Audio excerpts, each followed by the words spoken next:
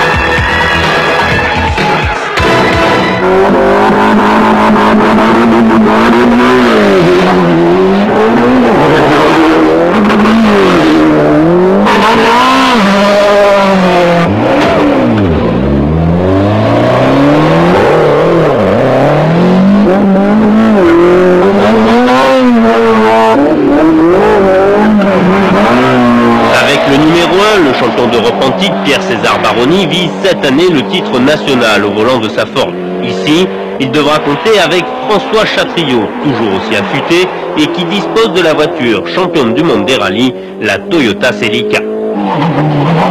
Plus surprenant, une Ford usine cette année, c'est Bruno Thierry qui effectue des tests en vue du Tour de Corse. Fidèle à sa bonne vieille BMW M3, le régional de l'étape, Dominique Demeyer, espère avant tout se faire plaisir alors que Sylvain Polo, candidat au titre 94, fait ses premiers tours de roue au volant d'une Ford Groupa. Christophe Spiliotis, comme au Monte Carlo, pilote une Lancia, mais il est passé du groupe N au Groupa. Et puis il ne faut pas oublier les petites Clio du Team Diac qui visent avant tout la catégorie 2 litres, avec Alain Oreille tout d'abord.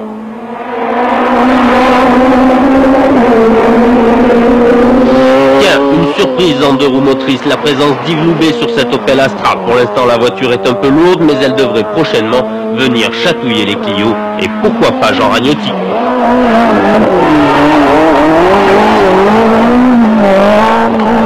Toujours en deux roues, Fabien Duenlen débute la saison avec une petite 106 avant de passer à la 306.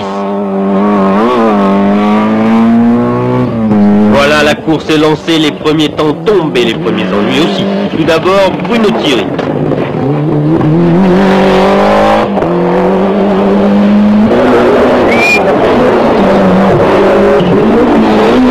Avant-poste dès le départ, le Belge teste ici une boîte séquentielle. Malheureusement, c'est le moteur qui donne des signes de fatigue.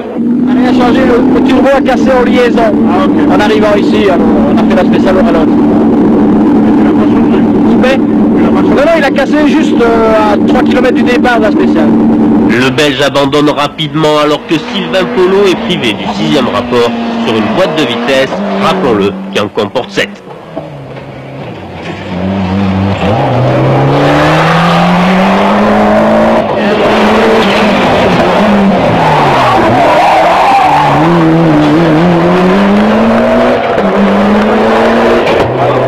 On n'a pas 6.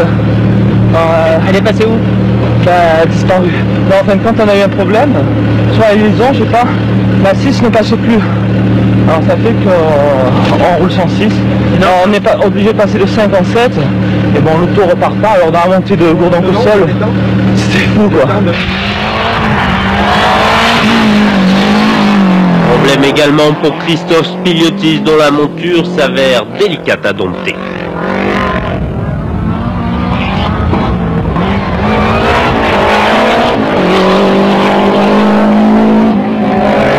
Ça s'arrange pas tellement, hein. gros problème de tenue de route avec la voiture. Alors bon, peut-être que c'est moi, peut-être que c'est la voiture, mais bon.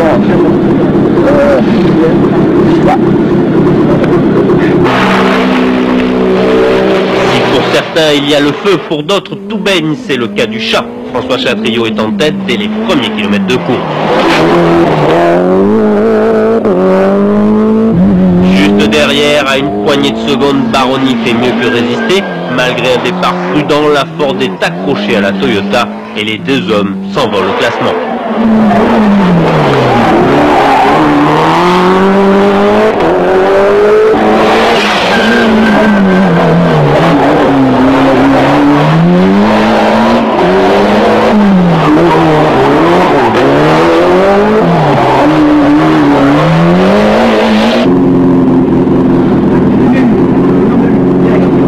François, pour l'instant tout va bien?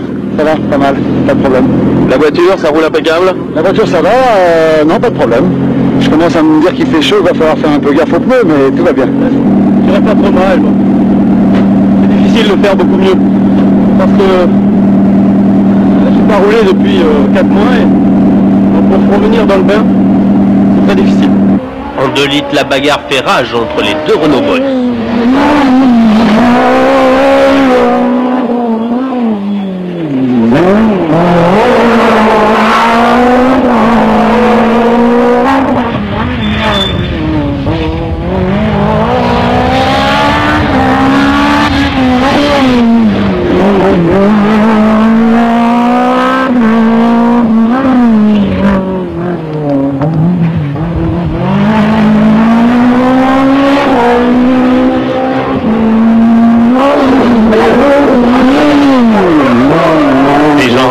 Qui prend le meilleur sur Alain Oreille, notamment grâce à de petits problèmes moteurs du moustachu.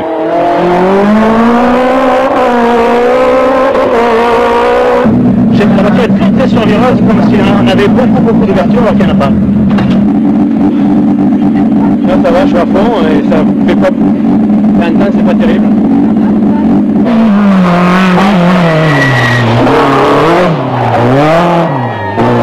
Dominique Demeyer, il reprend ses marques et essaye de suivre le rythme infernal des Clio. Tout va bien, ça marche bien, moi je me réadapte un peu, j'ai plus couru depuis le Var, je me réadapte et c'est bien, ça va avec les Clio, ça va. Enfin, Yves Loubet dégrossit les réglages de sa nouvelle monture, même si celle-ci paraît bien lourde pour l'instant.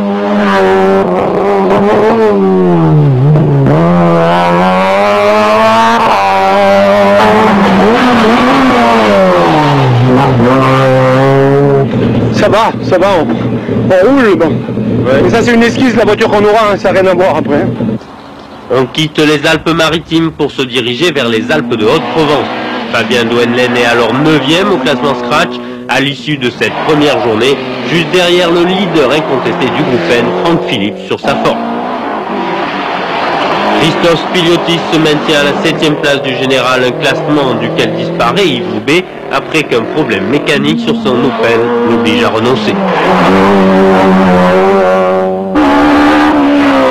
Dominique Demeyer est 6e juste derrière Sylvain Polo qui tente de remonter malgré de nombreux soucis mécaniques.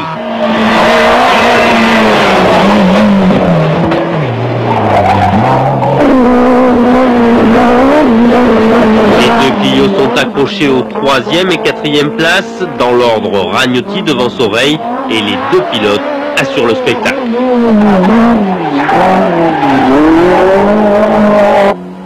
Devant, Baroni et Chatriot continuent leur duel à coups de second.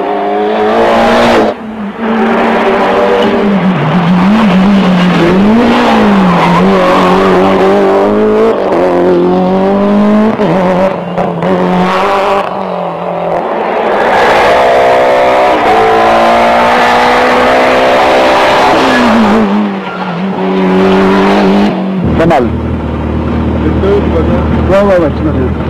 Ouais, ça peut aller. On verra.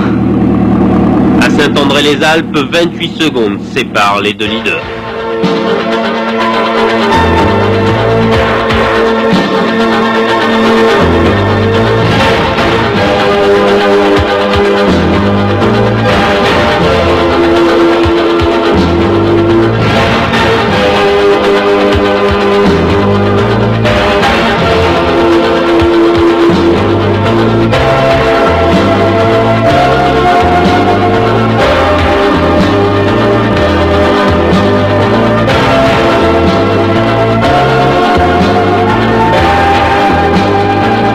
Samedi matin, retour sur Grasse via Castellane avec au menu 8 spéciales et des espoirs différents selon les camps.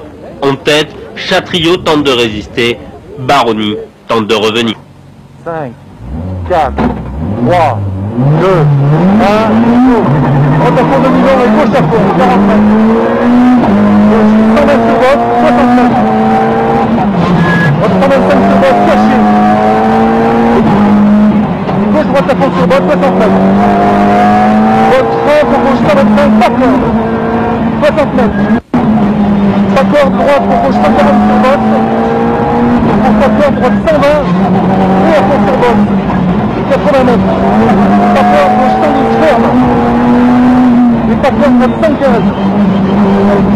Pour gauche 130.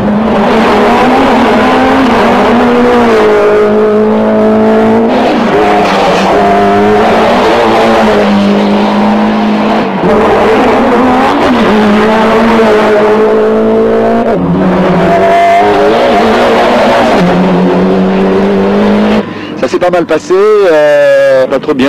tout début dans l'embrouisse, César m'a repris 2 secondes, J'ai eu un problème de nouveau dans le Corobin. donc j'ai pris une plus grosse avance. Ça nous a fait perdre 35 secondes. Ça va rendre la fin de course plus facile. Bah, c'est joué, hein. Comme toutes les compétitions, c'est jamais fini avant la ligne d'arrivée, donc on reste concentré. Le public, nombreux tout au long de la journée, n'a pas été déçu par le spectacle. C'est Antoine Albertini qui enlève le classement promotion, alors que Franck Philippe, exempt de problème, enlève le groupe N avec une 8e place à la clé devant la petite Peugeot de Fabien Doenlen.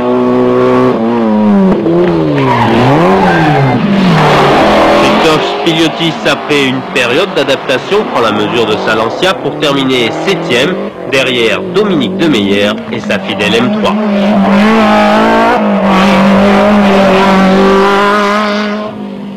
Enfin, il est l'heure de se mettre aux 2 litres avec Alain Oreille qui retrouve une partie de son moteur et le moral.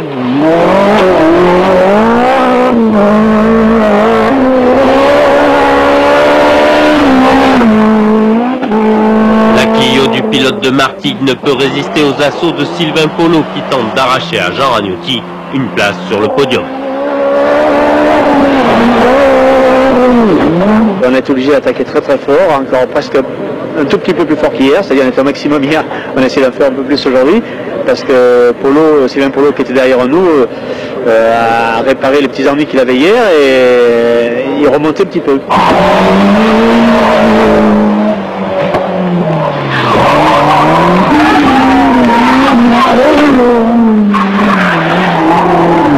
Jadot fait mieux que résister et la Clio monte sur la 3e marche du podium derrière les 2 intouchables. Au volant de sa Ford, Pierre-César Baroni est second.